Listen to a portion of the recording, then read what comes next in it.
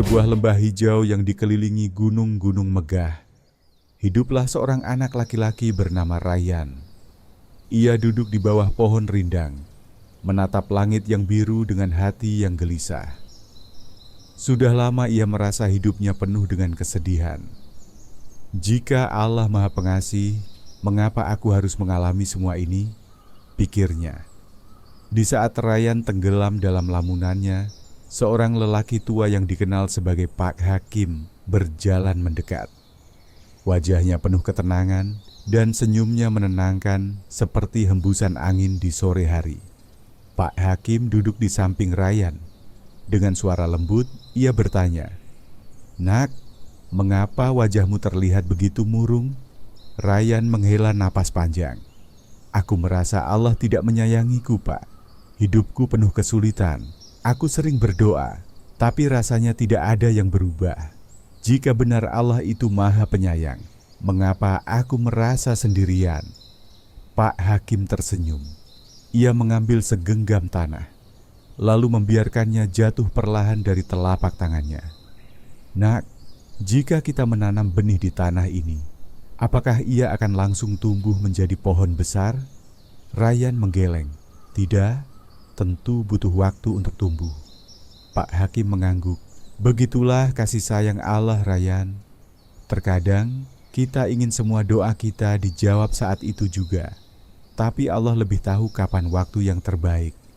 Dia berfirman, boleh jadi kamu membenci sesuatu, padahal itu baik bagimu. Dan boleh jadi kamu menyukai sesuatu, padahal itu buruk bagimu. Allah mengetahui, sedangkan kamu tidak mengetahui." Surat Al-Baqarah ayat 216. Rayyan terdiam, mulai mencerna kata-kata itu. Pak Hakim menunjuk ke arah langit. "Lihatlah burung-burung yang terbang itu, Rayyan. Tidakkah kau tahu bahwa Allah lah yang memegang mereka agar tetap di udara?" Surah Al-Mulk ayat 19. "Setiap makhluk mendapatkan rezekinya, termasuk kamu. Bahkan seekor cacing kecil yang bersembunyi di dalam tanah pun tidak pernah dilupakannya." Rayyan menunduk, suaranya lirih.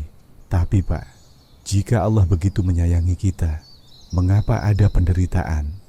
Pak Hakim tersenyum lembut. "Rayyan, tahukah kau, seorang ibu yang mencintai anaknya tidak selalu memberinya apa yang ia inginkan, tetapi apa yang ia butuhkan. Ketika seorang anak sakit, ibunya akan memberikan obat meskipun pahit. Seperti itulah Allah mencintai kita. Kadang kesulitan yang kita hadapi adalah caranya menguatkan kita. Allah berfirman, maka sesungguhnya bersama kesulitan ada kemudahan. Sesungguhnya bersama kesulitan ada kemudahan. Surat Al-Insyirah 5-6. Mata Rayyan mulai berkaca-kaca. Ia teringat semua nikmat yang sering ia abaikan. Udara yang ia hirup, jantung yang terus berdegup, makanan yang ia makan, bahkan cinta dari orang-orang di sekitarnya. Pak Hakim melanjutkan, "Lihatlah matahari yang mulai tenggelam di sana. Esok pagi ia akan terbit lagi, memberikan sinarnya kepada dunia. Begitulah kasih sayang Allah, Rayyan. Bahkan ketika kau merasa dalam kegelapan, Dia tidak pernah benar-benar meninggalkanmu. Dia selalu ada, menunggumu kembali kepadanya." Rayyan menatap matahari yang mulai menghilang di ufuk barat. Untuk pertama kalinya dalam waktu yang lama, hatinya terasa lebih ringan. Ia menyadari bahwa selama ini ia tidak pernah benar-benar sendirian. Allah selalu bersamanya, dalam setiap napas, dalam setiap detak jantungnya. Dengan suara bergetar, ia berkata, "Terima kasih Pak Hakim. Aku kini mengerti bahwa kasih sayang Allah tak pernah bertepi.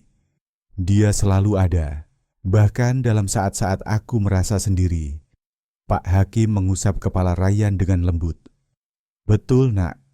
Allah lebih dekat kepadamu daripada urat lehermu sendiri." Surah Kaf ayat 16.